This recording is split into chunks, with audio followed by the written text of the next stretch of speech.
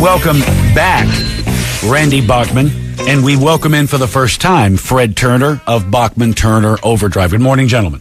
Good morning. Good to be here. Now, got a question, and it's a question of myth, of lore, but would love to know the answer. I think that the Guess Who, of which you were a founding member, was one of the mini bands, but I think one of the ones that just really got it taken to them by a record company and had full advantage taken, where the record company wound up owning all the songs and so forth. And the song Taking Care of Business was based on that experience. Where did you hear that? I don't know. Probably the internet. Is this legend? Yeah. Urban legends. Yes. Not true then. No. No, the song is based on, in the early 60s, I was with the Guess Who. We had a hit called Shakin' All Over. Mm-hmm. And we went to record at Scepter Studios in New York City. Mm. And the engineer there, Stanley Greenberg, who was the son of Florence Greenberg, who owned the label, was blind, but he wore a white shirt and a tweed jacket and a tie, and with, the tweed jacket had leather patches on the elbows. And I said, Stanley, why do you dress like this? He said, so I look like George Martin. I said, how do you know what George Martin looks like? You're blind. He said, well, people have told me I want to look like George Martin. And he had to leave every day at 10 o'clock. And I was fascinated that this guy left the studio with a white cane and walked to Grand Central Station and took the train home. And I said, I want to meet you. And he said, well, I take the 8:15 back into the city. Oh, wow. So I wrote a song called White Collar Worker because he wore the white shirt and he took the 8:15 back to the city. I saw all the girls trying to look pretty. They're all coming in to Grand Central Station, except the song was called White Collar Worker. So when I went, I love to work at nothing all day. And then it went, White Collar Worker, just like Paperback Writer. Right. Oh, wow. And I played it for Burton Cummings, and he said, gag me with a drumstick. You're going to get sued by Lennon and McCartney. Then later on, I played it for Fred and the guys in Brave Belt and BTO. They wouldn't do the song because of that middle part. Right. One day at a gig, Fred lost his voice, and I had to sing the last set. And so I don't know what to sing. It's the last set Saturday night, and everyone wants to rock at the club. And so I figured this is my chance for White Collar Worker. So I said, play these 3 chords. And I sang the verses, but on the way to the gig that night, a friend of ours on the radio said, this is Daryl B on C-Fun Radio, and we're taking care of business. I thought, that's a great song title. So on stage, I put those 2 things together. For the first time, on stage. First time. Wow. And even at the end of the song, my brother kept the kick drum going, and the audience sang, taking care of business. And I'm looking at Fred, and we got something here. This thing is happening. Like when I wrote American Woman on stage, it was like, whoa, this is a moment we don't want to forget. And a few weeks later, we went to record it. I typed up the lyrics for Fred. And he said, why are you giving me the lyrics? I said, well, you're the lead singer. And he said, I want you to sing this and give me a rest on stage. So I sang the track. I think it was 1 take. And is it, this I don't think is urban legend at all. And that when Fred, I think you wrote You Ain't Seen Nothing Yet, that was inspired by you used to hang out in front of nunneries and flash the nuns. It's the story I heard. It's myth. Myth. Okay. First of all, it's myth because I didn't write the song. Okay, right. I just wanted to include you in the silliness. You see. I have to say this, Randy, and we can use this as bumper. A lot of times when you see a band, they sound great in studio, but then live they can't bring it. You guys, you and Burton Cummings with the Guess Who, you did a performance. I don't know what the show was, but you did Share the Land, and it was live. It was unbelievable. You guys sounded fantastic live. Well, thank you. Both bands, the Guess Who and Bachman Turner, we record live in the studio. Wow. You get just like a rehearsal. And if you were there in the rehearsal, you should be there in the studio. Kind of just because there's a proximity to each other and how you relate when you see each other. Mm-hmm. We try to recreate that in the studio. You like organic, to invent things organically, don't you? I mean, you really. Yeah. That's kind of where you are. Yeah. How's this work? American Woman. I mean, a #1 hit for you guys. And then with Lenny Kravitz. How does that work? Does Lenny come to you? Do your agents speak? And how does that work? No, I think it was Mike. What's his name? Mike. The guy, Austin Powers. Mike Myers. Mike Myers. Sorry, Mike. It's too early in the morning. Right. Mike Myers wanted the song. He's a Canadian, grew up in Scarborough, wanted the song in the movie. So he put the Guess Who's version in there. It's somewhere in Austin Powers 2. And he thought you'd be great for the closing credits. So he sent a copy to Lenny Kravitz. That's just Heather Mills dances to that song in that movie. Yeah. Yeah. That's a hot dance too. So he wanted that movie. So he wanted for the closing credits. He got Lenny Kravitz. One day I came home, there was a CD in my mail, and I put it in. It's 6 versions of American Woman by Lenny Kravitz. Just done with loops on a computer with different guitar and different American Woman, that kind of thing. That kind of thing. And I was to pick the version. Like, holy cow, I like them all. Just put anything you want on there. Wow. So they put that in the movie, and it was a big hit for Lenny. I think he won a Grammy for that. I think his 4th album was out at the time and not doing too well. They pulled back his 4th album, added it to that album, and then it sold 1 million.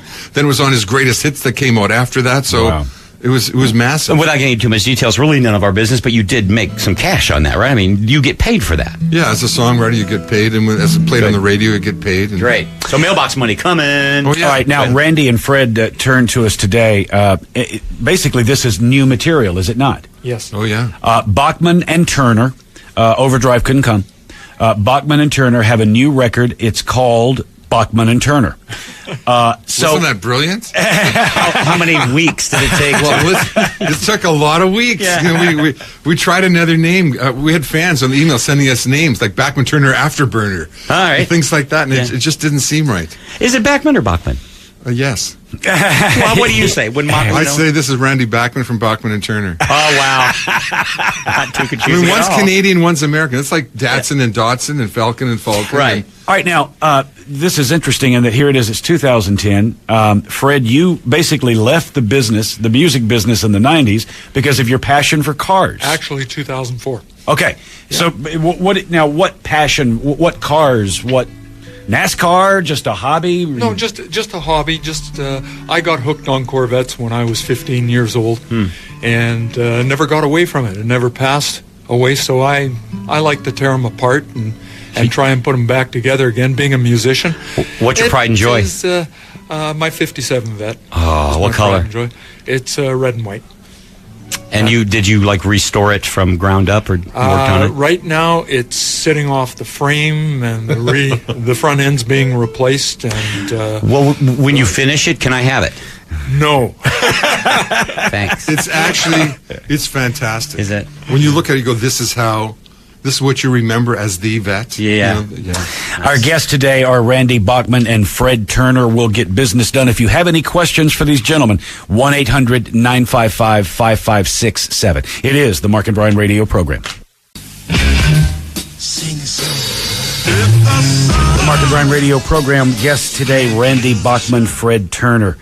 So the decision to get back together and put out a new piece of music, what was the foundation of that decision? it was a mistake. Well, that's sorry to hear that. Yeah. No, I had indulged in some jazz stuff for a while. Just because when I wrote She's Come Undone and Fred had Blue Collar and Looking Out for Number One, people kept saying, do a whole album of that. It would be really great. So I did a whole album of that, which is kind of a yawn. But I happened to headline the Montreal Jazz Festival. I got it out of my system, and everybody kept saying, go back to rock. And I toured with the Guess Who since 2000 with Burton Cummings for the last couple of years, and everybody kept saying, are you ever going to get back together with Fred Turner? I'd say, well, I don't know. And it took like Neil Young in England and Joe Walsh and other guys hanging out with them with their conscience saying, you got to get back together with Turner. You're the last band from the 70s who hasn't got back together. And I was working on a solo album, and I had a track with Neil Young, track with Jeff Healey, and I was getting Paul Rogers on a track. And I thought, gee, I should send a track to Fred Turner. So I just sent him a track. I wrote a song, Rock and Roll's the Only Way Out. And I thought, this is an anthemic title. I want him singing it. When he sang on it and sent it back to me, I went, wow, this is just unbelievable. To hear his voice again, his cement truck voice kind of thing. And I said, I'll change my album. You got more songs? Send them to me. I'll pull a piece out of my puzzle, put your song in, take one of mine. We'll let the best song win, and me as judging that. So we did that. He sent a couple of his songs. He sang on mine. I played on his, and I turned this album into a Bachman Turner album. It was a natural and fun, organic evolution. Meanwhile, we had an offer to play Sweden Rock as Bachman and Turner. That's been on our books for 2 or 3 years from Ingolf, the guy who runs Sweden Rock. So we had that early June this year and went there and played for 38,000 people, and it was like, we were stunned. See, 38,000 Swedes singing every word of every song. It was like hometown Winnipeg kind of thing. We thought, wow, we're back, and we're really happy to be back. Taking care of business. You ain't seen nothing yet. Right. Fred, when he sent you this first song, I mean, where were you in your music? Were you still, playing around at home or just working on car? What were you doing? Well, because I've been playing for 50 plus years. Right. When I get up in the morning, one of the first things I do is I have a cup of coffee. I go downstairs, and I have to pick up an instrument every morning. Yeah, wow. I have to just because that's what I did. So you kept up your chops. Well, yeah, to a certain point, because it wasn't serious. I'd retired and I was playing with the cars and stuff like that, so it wasn't serious. But I still had this need. I had to go downstairs and work my fingers and stuff, and work my brain a little bit. And then when Randy sent this song and I got back into the studio, something started to bubble again. And I lit a fire. Yeah, he did. And then he said to me, he says, people retire when they don't like what they're doing. Why did you retire? And I no answer for it, And so from there we just started talking, and he had these ideas, and he had the thing already running, and I said, go for it, Randy, run with it, I'm with you. Have you two always gotten along, or generally speaking, there's always the little rough spots, but was there any ever you hate the way the other guy chews? We had a few big rough spots. I mean, that happened, but it was never, I don't think it was ever personal. It was probably more business. Sure. And I know in the middle of one of our biggest rough spots, he called and said, I've got this thing I've got to do, this flood relief, and I'm not sure about the guys who are coming on with me. Would you come on stage and just put in your little piece so I know there's something in there that's going to pull this together? And I said, sure, I'll do that. So we were always, at least in talking terms. Sure. And of course, when we got back together again, it was just like putting on an old pair of slippers. Randy, do you find, or did you find, that when you were with the Guess Who, and then subsequently with Bachman Turner Overdrive, you're basically kids. You're out there and you're having fun and you're making but then you get back together. You got back with Burton and you got back with Fred. And did you have that moment where, when you got back with these two entities and were playing, that you thought to yourself, we're better now than we ever were? Oh, yeah. Because, naturally you get better as you get older. Right. That's got to be great. No, if you write songs, if you sing and play an instrument, if you keep doing it every day, you get better and better and better and better. There's no real crash point, whereas athletes have a crash point where their knee gets wrecked or the shoulder, and suddenly their career's over at 23 or 32 or whatever, and they can't play anymore. When you look at the business that we thought all these guys were going to be packing it in, McCartney's still going. You know what I mean? Mick Jagger's still going. Fogerty's still going. Neil Young's still going. And then add 10 years on that, you've got guys in their 80s like B.B. King and Willie Nelson and Chuck Berry. They're still going. And Jerry Lee Lewis, they're still going. Yeah. We're looking at still going. Now, there's going to be a subsequent tour with this record, is that correct? Rock, we played High Voltage Fest in London, which is another great festival with, Emerson, Lake and Palmer and ZZ Top and Foreigner, our kind of vintage bands. And we're looking at coming back to LA in October and doing some gigs here. We're headed out now to play Seattle and then go to New York City, because we're kind of going and telling everybody we got a new album out. Right. Please give it a listen, and you won't be disappointed. It's 1977 coming back again. All right, let's go to Dwayne on line 8. Dwayne, you're on the air with Randy Bachman and Fred Turner. Go ahead, Dwayne. How you guys doing? A pleasure to speak to all you guys. Hi, Dwayne. Hi, Dwayne. Hi. It's about the song You Ain't Seen Nothing Yet, which is a fantastic song. My question is, how did the stuttering come about in that song? A joke and an accident. The song was not really destined to be on an album. It was a work song that had a light guitar. Right. And then a heavy part. And I was using it as a test. Being the producer, I'd record a light guitar part and a heavy guitar part and run back and forth in the control room and see how the light guitar sounded and how the heavy, and should we move a mic and that kind of thing. And I have a brother who stuttered growing up, and we would tease each other. He's 18 months younger than me, so we'd play tricks on each other and all this stuff. So I thought I would just stutter through this song and send him mix one copy and send it to him, saying, nah, I got you last kind of thing. And we played the third album, which was Not Fragile, for Charlie Fatch, who's the head of our label, who flew in to hear the album. He said, I like Rolling Down the Highway, and I like Sledgehammer a little bit, but I don't hear another song to follow Let It Ride and Taking Care of Business. And the engineer said, play him the work track. And I said, what? And so he played him this work track, which with all the stuttering on, for my brother.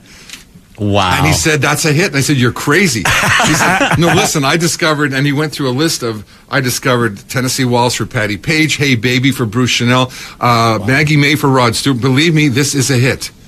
And that's the first BTO album that had an extra track. It had the 9th track. Everything else was 4 on the side. You're dealing with vinyl. Right. So I put the shorter ones together and put 5 on one side and buried it somewhere near the end, and it came out and started to get airplay like mad. And Charlie called and said, I want to release it as a single. And I said, it's absolutely terrible. When it comes on the radio, I turn it down. The guitar's not even in tune yet. I'm singing and stuttering and this weird Van Morrison impression at the ending and stuff. And he said, believe me, it's a hit. And he released it. I said, it'll be the end of the band. He released it. It went to #1 in 21 countries and showed that I knew not a damn thing about the music business. Now, just out of interest, when you hear that song on the radio today, do you still cringe a little bit? No, I love it. Okay, good. You get to love all the mistakes and all the out-of-tune things. Everything's so damned in tune now and so in sync. Yeah. It's really great to hear an old track that kind of speeds up and breathes like a band, like real guys.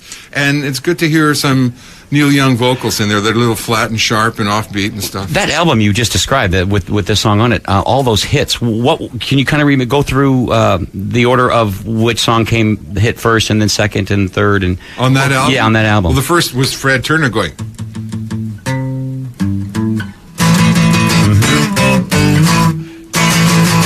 That was the beginning, pretty much, of heavy rock, heavy metal. Was Not Fragile. Wow. That's what the album was called, and Fred had written that song. And that went to #1. No, the album did. Yeah, right. But the #1 track was You Ain't Seen Nothing Yet, the single. Okay. That was our only million-selling single, because it wasn't a singles market. It was albums in the early 70s.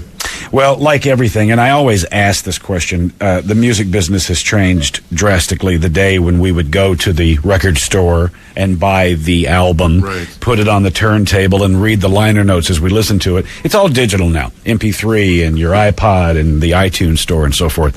Do you embrace that? Do you like it, or do you miss the way it used to be? I don't really like it, but you can't ignore it. It's there. So in a couple of weeks, we'll be delivering to you vinyl. This is coming out in vinyl. A lot of people are doing that now. Yeah. I went into Best Buy here about a month ago, and the back wall was vinyl. I walked up to it like a kid in a museum going to see the Mona Lisa. Like, whoa! And they had like Moon Dance, you know what I mean? And 9-inch nails. They had new and old vinyl, and below that on the counter was turntables. Wow! And I said to the guy, Best Buy, you're selling turntables? He said, yeah. How else are they going to play vinyl? So there's like a great turnaround coming, and there's nothing like the sound of.